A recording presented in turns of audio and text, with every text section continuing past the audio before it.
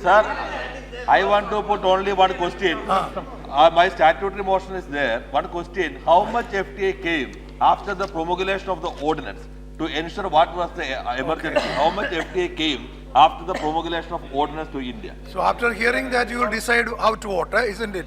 Mr. See, Minister, that is please. why they promulgated Mr. ordinance. Minister, please.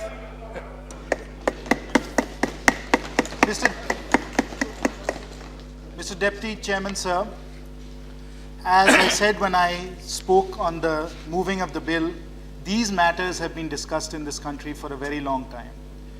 The whole question of introducing FDI in insurance was brought to Parliament in 1999 and passed then. And even then there was a discussion of going from 26% to 40%. Even then these discussions had begun. The idea of going to 49% was then introduced in 2004, 10 years ago. And since then, many eminent and distinguished people, many members, honorable members of this House and the other House have thought and discussed these matters.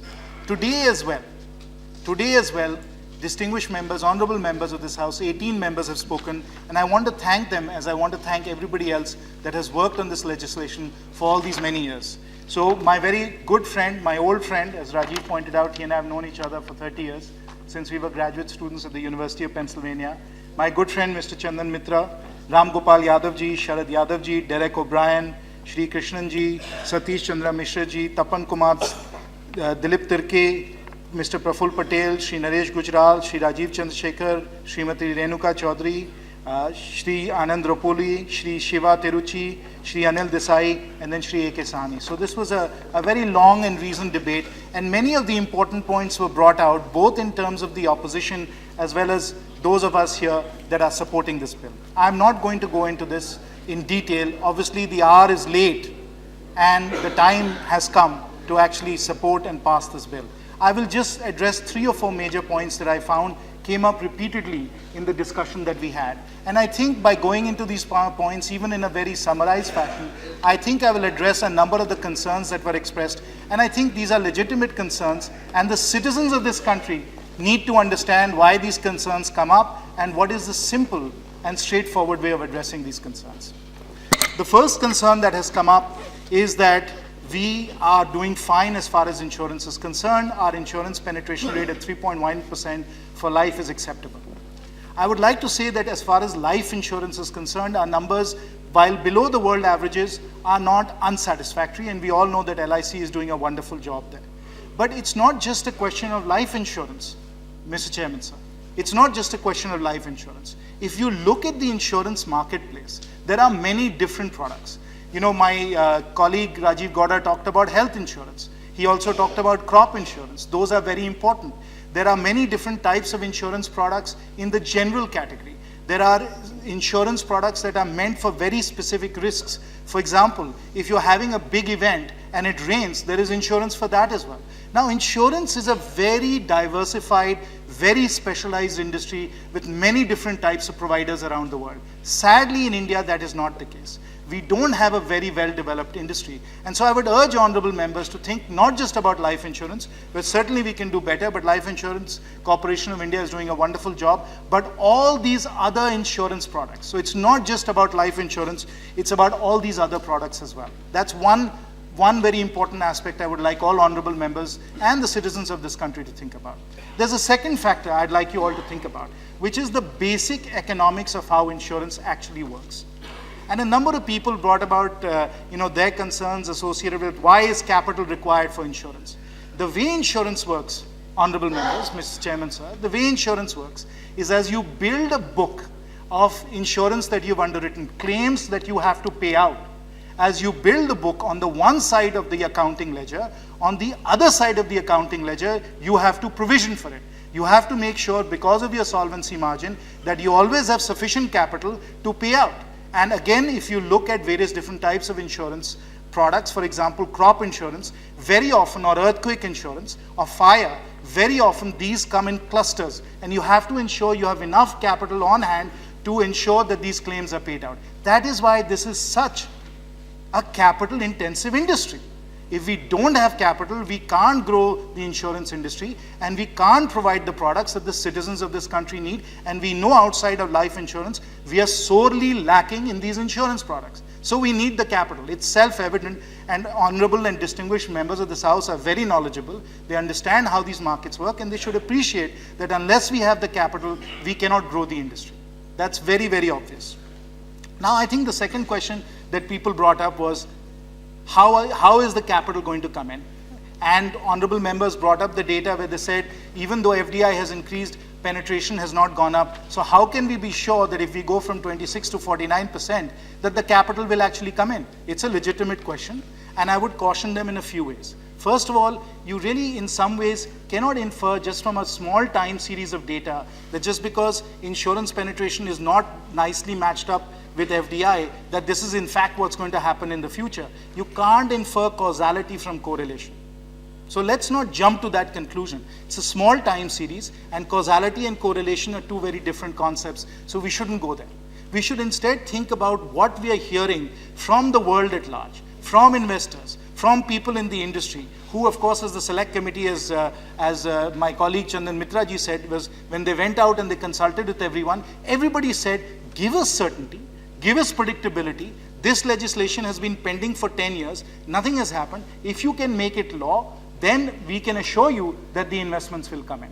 So while you are looking at a time series and you're coming to some conclusions about capital coming or not coming into this industry, I can assure you, and I'm sure members of the select committee who have consulted widely in the industry can tell you that in fact, if we provided this kind of legislative assurance, we provided stability and predictability, the capital will come in, and as I just said earlier, with the capital we can expand insurance coverage for the citizens of India. So I can assure members that that will in fact happen.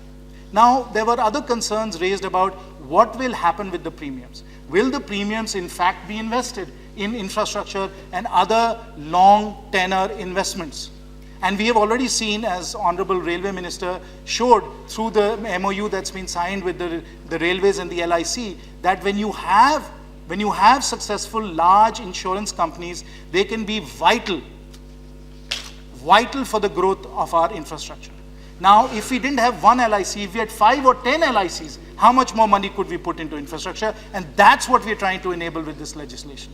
That is the benefit we would get. And the regulations are there, honorable members, with Mr. Deputy Chairman, sir. The regulations are there so that we can assure you that the investments that are coming from the insurance companies, 15% of them have to go into infrastructure. So as this industry grows, this money is going to go into the infrastructure, and the citizens of this country will benefit twice, once because they'll be protected, and twice because they will get infrastructure. That is why this legislation is going to benefit India. And now I come to the final point, because a number of people raised this issue about safeguards. Their worry was that the money will come in and it will leave the country. Honorable members, Mr. Deputy Chairman, sir, what you're going to vote in favor of, the law that you're going to make the law of this country, it has a clause 27E which says that no premiums can leave this country. So all honorable members that are concerned about it, citizens that are concerned about their premiums leaving the country, by law, it's ensured, it is protected, those premiums are not leaving the country, and so there should be no concern in this matter. Also, we have significantly strengthened the Insurance and Regulatory Development Authority. And that Insurance and Regulatory Development Authority will ensure that some of the issues of customer service, some of the concerns that people have about the operations of this industry will be addressed. There will be ombuds people, and there will be ways in which any concerns that people have about claims payments will be fully addressed. And then I will make a final point. I will make a final point about how FII money can come in. I would like honorable members to realize that when FII money comes in, we are saying that 49% includes both FII as well as FDI. When FII money comes in, an insurance company does a rights offering, it issues, let's say, $500 million worth of shares, that money goes to the company. The company then uses that as capital on its books to expand insurance coverage.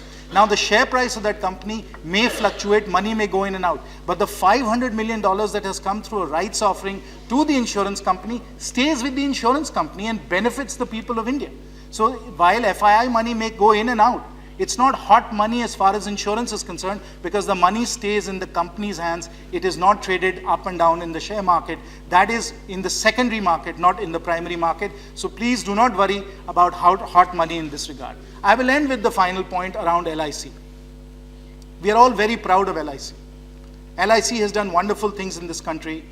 It has protected many, many Indians, and in fact, what we have introduced in our budget this time with the Atal Pension Yojana, the Jeevan Jyoti Bima Yojana, and the Suraksha Yojana is to build on the great strengths of the LIC and what they can do to ensure the common man.